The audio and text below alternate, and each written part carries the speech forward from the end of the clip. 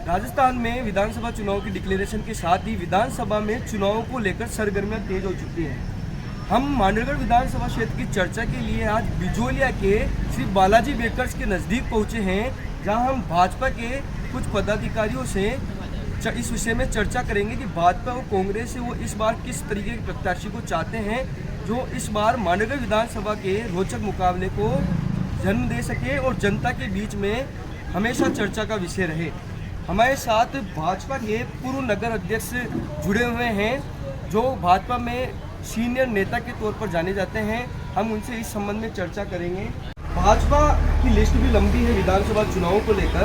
भाजपा से 5 नामों का सामने आना एक चर्चा का विषय बना हुआ है, जिसमें भाजपा के वर्तमान विधायक श्री गोपाल जी खंडेलवाल, भाजपा के पूर्व विधायक बद्री प्रसाद जी गुरुजी, उमाजीगढ़ खेड़ा निवासी संजय एमएल धाकड़, पूर्व जिला प्रमुख शक्ति सिंह हाड़ा एवं आरएसएस जुड़े भगवान सिंह जी का भी नाम इस बार विधानसभा चुनाव में चर्चा का विषय है। तो आप भाजपा से इस बार किस उम्मीदवार को देखना चाहेंगे जो कांग्रेस के उम्मीदवार को कड़ी टक्कर देंगे?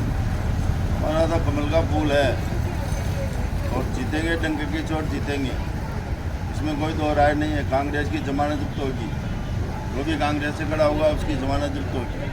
जी, आप भाजपा के लंबे समय तक नगर अध्यक्ष भी रह चुके हैं और आप बद्री प्रसाद जी गुरुजी के छोटे भ्राता भी हैं। इस चुनाव में वो भी दावेदारी पेश कर रहे हैं, पूर्व में भी वो चुनाव लड़ चुके हैं। आप उनकी दावेदारी को किस तरीके से देखते हैं? उनकी दावेदारी बहुत अच्छी है और अगर पार्टी टिकट देती है तो गाँव के विकास के लिए जैसे पहले विधायक थे वैसे जो विकास किया पूरी मांडरगढ़ विधानसभा क्षेत्र में, वैसा ही विकास पूरी मांडरगढ़ विधानसभा क्षेत्र में कराया जाएगा, ये मैं गारंटी देता हूँ कि विकास के मामले में कभी पीछे नहीं हटेंगे। वर्तमान विधायक के पिछले 5 साल के कार्यकाल को आप किस तरीके से देखते हैं? क्या वो बिजोलिया वासियों की अपेक्षाओं पर खरे उतरे? सामान्य है, वैसे बहुत सज्जन आदमी, वो भी ऐसी बात नहीं है। और उनसे क्योंकि हमारी सरकार नहीं थी बीजेपी की, वो विरोध में थे और जो भी उनके निजी बजट से जो काम हो सका वो उन्होंने कराया और जनता में ठीक है, वो व्यवहार कुशल है। कांग्रेस से इस बार कैसे उम्मीदवार को देखना चाहते हैं जो भाजपा के उम्मीदवार को कड़ी टक्कर दें, साथ ही क्षेत्र में इस विधानसभा चुनाव में चर्चा का विषय बना रहे? कांग्रेस पार्टी किसी भी उम्मीदवार को ले आओ, यहाँ खड़ा कर दो, उसकी वो हारेगा। अब की बार बीजेपी जीतेगी, कमल का फूल जीतेगा। हमारा उम्मीदवार कमल का फूल है। हमारे साथ भाजपा के वर्तमान कोषाध्यक्ष भी जुड़े हुए हैं। हम उनसे भी चर्चा करना चाहेंगे कि वर्तमान में भाजपा के कैसे उम्मीदवारों को देखना चाहते हैं और कौन से उम्मीदवार होंगे जो भाजपा को इस विधानसभा चुनाव में विजय परचम दिलाएंगे। जैसे तो कमल का फूल ही हमारा उम्मीदवार है। पार्टी जीतेगी, टिकट देगी, चुनाव के अंदर हम उसे जी जान से जिताएंगे और क्षेत्र के विकास के लिए सरकार क्योंकि भाजपा की बनने वाली है और उसके लिए विधायक का होना भी ज़रूरी है भाजपा का। इसलिए जो भी उम्मीदवार पार्टी तय करेगी, हमारा संसदीय बोर्ड जो रहता है वो तय करेगा, उसको हम जी जान से मेहनत करके जिताएंगे और प्रचंड बहुमत से हम विजय बनाएंगे मांडरगढ़ विधानसभा। विधानसभा चुनाव को लेकर भाजपा सरकार द्वारा लिस्ट डिक्लेरेशन के बाद से ही क्षेत्र में भी चुनावी सरगर्मियां तेज हो चुकी हैं। भाजपा की विधानसभा चुनाव में लड़ने के लिए क्षेत्र से कई उम्मीदवार लंबी लिस्ट में लगे हुए हैं और अपनी अपनी दावेदारी प्रस्तुत कर रहे हैं।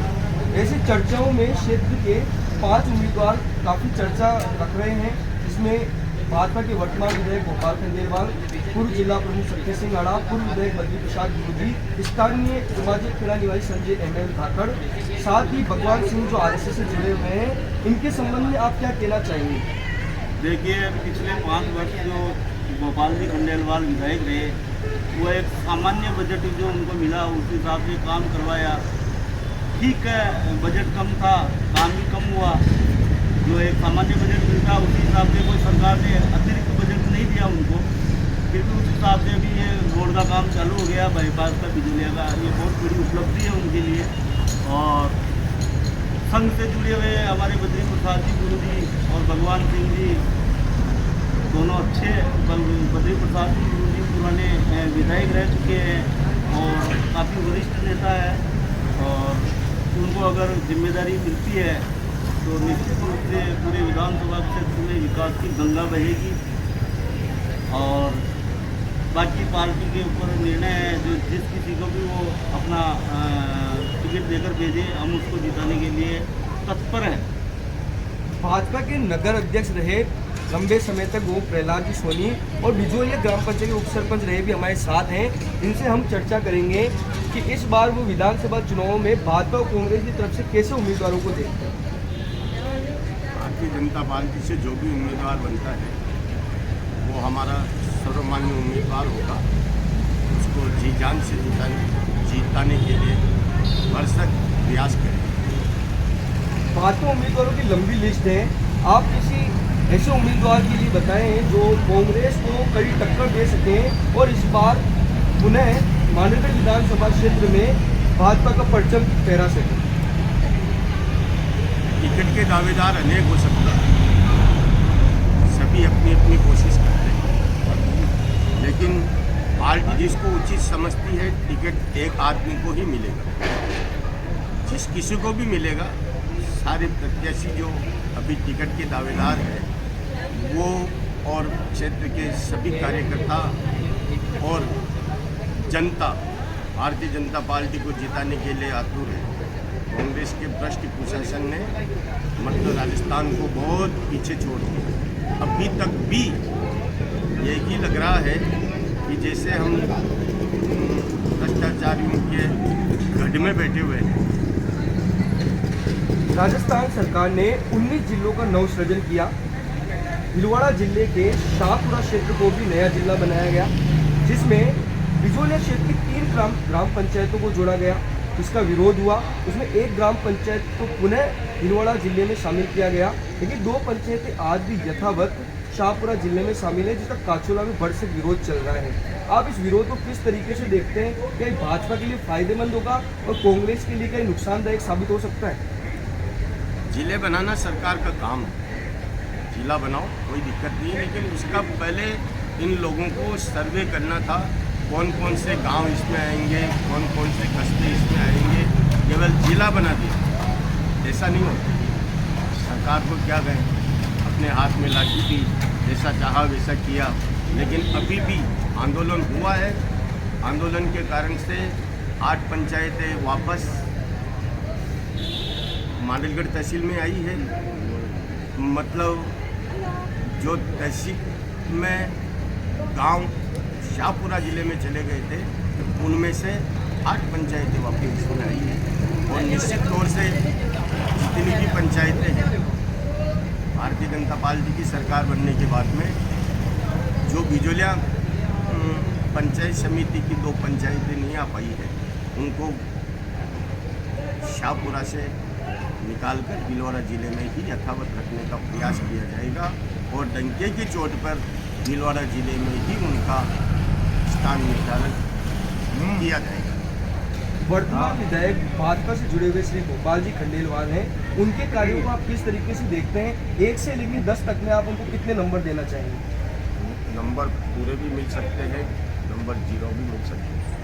काम बहुत अच्छा किया श्री गोपाल जी खंडेलवाल जी ने, बहुत अच्छा काम किया, लेकिन सरकार कांग्रेस की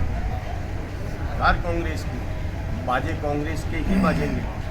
जो काम श्री गोपाल जी खंडेलवाल ने किया, उस काम का श्रेय कोई दूसरा ले रहा है, ऐसा नहीं होता। राजनीतिक क्षेत्र में गोपाल जी खंडेलवाल ने अपनी पूरी शक्ति के साथ इस क्षेत्र की जनता के विकास के लिए भरसक प्रयास किए हैं। हाँ, हो सकता है छोटी मोटी गलतियाँ होती हैं, सभी कार्यकर्ताओं तक पहुंचना या पूरी जनता के बीच में मतलब अपनी महत्वाकांक्षाओं को पूर्ण करना हो सकता है नहीं हुआ हो, लेकिन गोपाल जी खंडेलवाल का कार्यकाल बहुत अच्छा रहा, कोई दिक्कत वाली बात नहीं है। भारतीय जनता पार्टी उनके कार्यकाल के ऊपर नाच करती है और जो भी आएगा, जो भी उम्मीदवार आएगा, उसको उसका फायदा ही मिलेगा, नुकसान नहीं मिलेगा। हमारे साथ भाजपा के पूर्व कोषाध्यक्ष रहे श्री राजेंद्र सिंह जी तंवर भी हमारे साथ हैं। हम इनसे जानना चाहेंगे कि वर्तमान में वो किस पार्टी को समर्थन देते हैं और विधानसभा चुनाव में किस पार्टी के उम्मीदवार को अगला विधायक मानते हैं। हमारा तो कमल का फूल को ही समर्थन देंगे और चुनाव में भी कमल के फूल के साथ ही है। भाजपा में उम्मीदवारों को लेकर लंबी लिस्ट है जो दावेदारी प्रस्तुत कर रहे हैं, जिसमें कई उम्मीदवार बिजोलिया क्षेत्र के निवासी हैं और बिजोलिया क्षेत्र के नज़दीक के रहने वाले हैं, जो भी इस चुनाव में विधायक के लिए दावेदारी कर रहे हैं।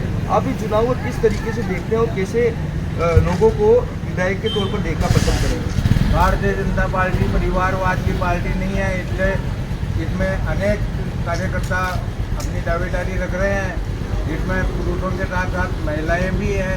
हमारी पूर्व प्रधान नेताजी विजयवर्गीय, हमारी पूर्व महामंत्री, जिला महामंत्री अर्जुंदा कंवर जी, वो घनश्याम कंवर जी, पूर्व प्रधान मंडलगढ़, पुरुष के साथ साथ महिला उम्मीदवार भी अपनी पूरी ताकत टिकट के लिए लगा रही है अपने अपने स्तर पे। और भारतीय जनता पार्टी में मतलब केवल कमल के फूल को ही देखते हैं हम लोग, व्यक्ति को नहीं देखते हैं। व्यक्ति तो 10 हो सकते हैं, 20 हो सकते हैं, पर टिकट एक को मिलेगा। जिसको भी टिकट मिलेगा हम उसके साथ तन मन धन से और जिता के भेजेंगे हम।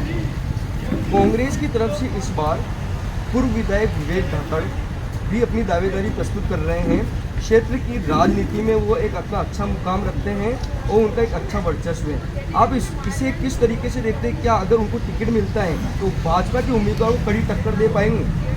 कांग्रेस के अंदर इतनी फूट है, अगर यार माननीय अशोक जी गहलोत स्वयं आकर भी चुनाव लड़े तो नहीं जीत सकते हैं। ये मैं आपको 500 रुपये के हिसाब पे लिख के दे सकता हूँ।